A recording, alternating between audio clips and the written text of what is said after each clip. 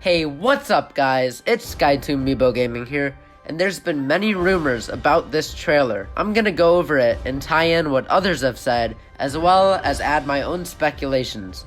Let's get started. We start off seeing these green glowing squiggles. They supposedly turn into Hylian letters of some kind, and then disappear. As far as I know, nobody has been able to figure out what the incantation is saying. Then we see a green glowing spiral, almost like a tornado, going down into the malice. Malice is the evil looking red stuff, and it is everywhere. The room is surrounded by giant spikes, which look very similar to those surrounding the outside of Hyrule Castle. In the next scene, we see a torch pass over the walls to reveal a drawing. Before we get into what this drawing is, I think it's fair we go over the design of it. The markings are in the same style as those of the divine beasts that were found on a wall in a cutscene of Breath of the Wild. You can even see the same sort of pattern to them. Now to what the drawing is. Most people think it's a knight on horseback with an archer on another horse behind the figure. Well, the archer to the right is correct, but if you look at the weapon the bigger figure to the left is holding,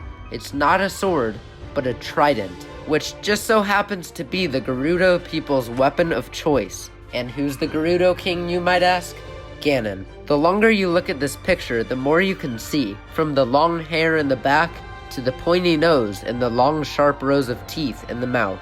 Then we're back to the swirling letters again, going down and ending in the middle of the flowing malice. The next scene shows our heroes, Link and Zelda. They both have torches, and Zelda is riding this ox-looking creature that has tons of supplies strapped to it. Meanwhile, Link stays ahead, leading the way and scouting out the area. You can also see bits of luminous stone, which we'll talk about a little bit later in the video. There's even a little rat watching them pass. Rats for Breath of the Wild 2 confirmed. Here you see Link and Zelda again. This time they're standing at the edge of a crater, looking down at what's presumed to be a body. We even get a closer look at our heroes. Zelda has gone for a new look, as she now has shorter hair. She's also wearing a new kind of hood. Meanwhile, Link still has his Hylian hood, and the Master Sword is strapped to his back. He also has some sort of padding on his shoulders. Maybe it's a new outfit? It skips to the ox and Zelda taking a drink of water. The ox even has places to put their torches. Fancy. And Link looks like he's trying to get something off of the ox. Maybe a new weapon? We see the rat again, but as Malice passes over it, the rat goes limp and falls down. In this scene, we can see Link, Zelda, and the ox on a bridge surrounded by luminous stone. People have believed that they're just looking over the bridge and getting closer to the edge to be able to see the body below, but I think otherwise. If you take a closer look, there's someone behind the ox, presumably Zelda, and Link is in front holding a torch. Link's hand appears to be gripping a rope tied to the ox, while Zelda's behind, pushing from the back. Here's why this is. Right here, there's a gap in the bridge. Link and Zelda can easily jump across, but the ox can't make it. Every time Link pulls on the rope connected to the ox, it opens its mouth, almost crying out that it can't do it, or that it's too scared to attempt it. I believe this is the point our two travelers have to set out on foot. But wait, I said we'd talk about the Luminous Stone and why it's so important to acknowledge the fact that it's in this trailer. In Breath of the Wild, Luminous Stone is an item that you can collect. If we look at the item description, it states something fairly interesting. Luminous Stone. This mysterious mineral gives off a pale blue glow in the dark, which some people believe to be the souls of the dead. Knowing that the King of Hyrule and all 4 champions are dead, yet we can still talk to them via their spirit form. And they look exactly like what the description of Luminous Stone gives us. Ghostly with a pale blue around them confirms that Luminous Stone has that power. Does that then mean that there's more dead characters down here, and with the Luminous Stone being around can make them awaken? And could it have the same effect for the body down below? Then we have Zelda holding up the torch higher to yet again get a better look at the body. Why do I think that's what she's getting a closer look at? Look at her eyes and her mouth while she's lifting up the torch. She's 100% seen something that took her by surprise. What else down there could it be other than the body? We see an image of the body again, with its arched chest and malice still flowing out of it. And then we get a much closer look at the body's features. First, we see long red hair and skin that resembles that of a monk that you would find at the end of a shrine. The figure is wearing golden jewelry with the shape of the Gerudo on it, and we can see the same symbol where it's laying. Next, we see an up-close look at the chest, the main point where all of the malice is coming from. The glowing hand with the jewelry appears to be holding this body down, maybe trying to stop the endless flow of malice. We then get a full look at the body. Some people believe that this is the corpse of Ganon, while others believe that this is Demise. How the history of Zelda goes is that when Demise was defeated, he said his hatred wouldn't end, but instead be reborn, meaning that Demise was the one who more than likely created Ganon. If we look at pictures of them side by side, they do look very similar, from the red hair, the body structure, the long sharp fingernails, even down to what they wear. So, people don't know exactly who this body is at the moment. Let me know in the comments, who do you think this body is, and why? Next, we see the ghostly blue color clinging onto Link's hand. To the looks of it, it's causing him a ton of pain, as he's seen grasping his other arm. We see the malice bursting up into the ceiling, and at the top of it, almost looks like the Sanctum, where you fight Calamity Ganon in Breath of the Wild. Link and Zelda are reaching for each other's hands. It zooms into a dark structure, and then we see the same hand that was trying to keep the body down is off, and now going to Link. The strange part is when it grabs Link, he goes completely limp. Did it just drain the life out of him? Next, there's a flash of light, and we can see a shadow on the wall of the same dead figure that's in the chamber. The ghostly hand is trying to attack the person, so more than likely this is a cutscene of what happened to the figure before the hand attacked, and how he's now in that current deceased state that we saw previously. The ground shakes, and Zelda starts to fall. I bet the part where they were grabbing for each other's hands was immediately after this, so Zelda couldn't have fallen too far. After that, we see Zelda getting a much closer look at the body. That's not smart.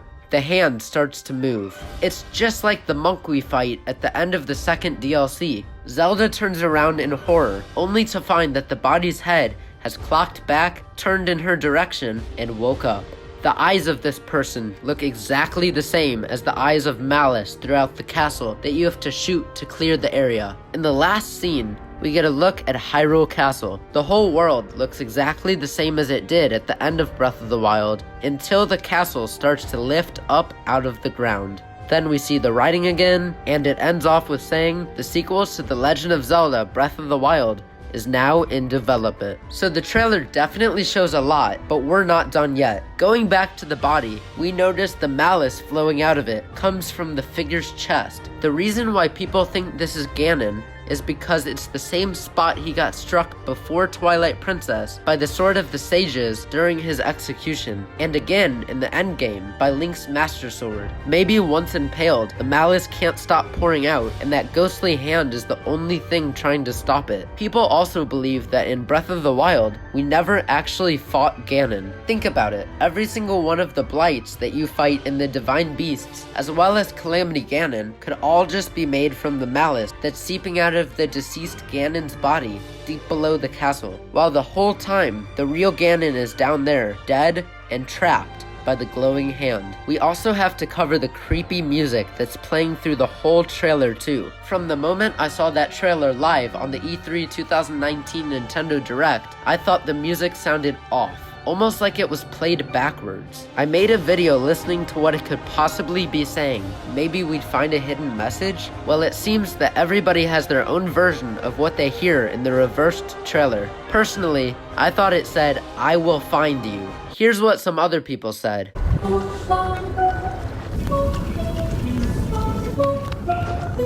Another theory is that it's the Game Over theme from the very first Zelda game.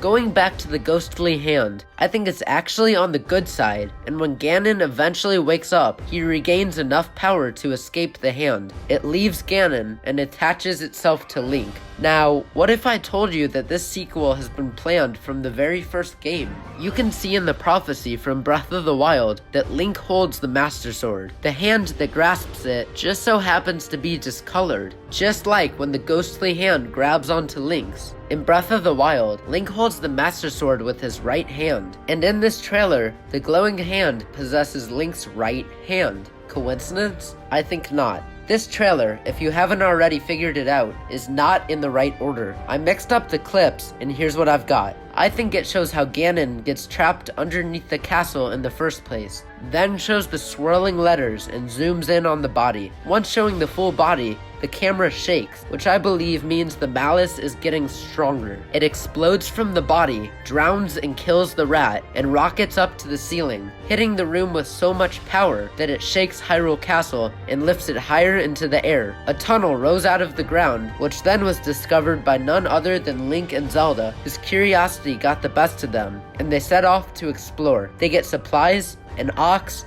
and torches to light the way. Just to clarify, I guarantee there's more than one rat down there. To those people that are already trying to comment, the rat died by the malice. While traveling with their ox, it gets scared to cross a gap that's too large for it, forcing our travelers to set off on foot. They eventually find the corpse of Ganon. Link hands the torch to Zelda, who looks up to see where the glowing green hand leads, to when out of nowhere, the ground shakes and Zelda starts to fall. Link lunges for her and grabs her hand, but whatever he's holding on to with his other hand slips, and they both start to fall. The glowing hand, restraining Ganon's dark powers of malice, lets go and grabs Link to save him instead. It lifts him back up, possesses his right arm, and I'm guessing that this will give Link some kind of new powers. Zelda, however, isn't so lucky. She's now stuck in the pit with the dead Ganon. She hears something behind her, picks up the torch, only to see Ganon's fingers start to move.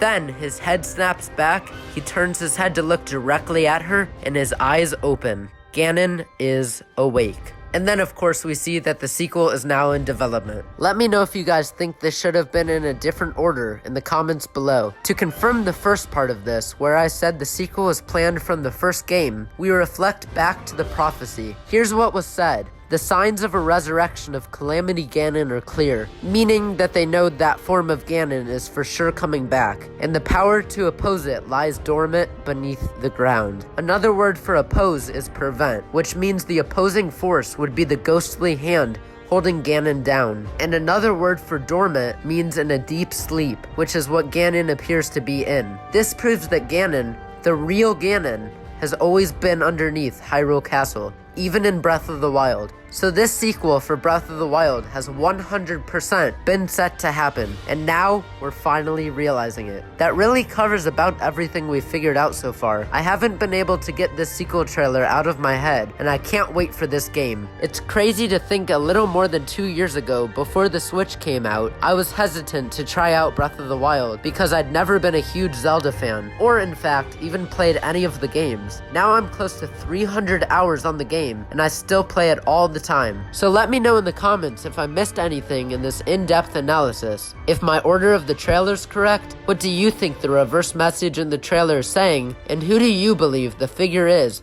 under Hyrule Castle? This is SkyToon signing out, and I'll see ya in the next video.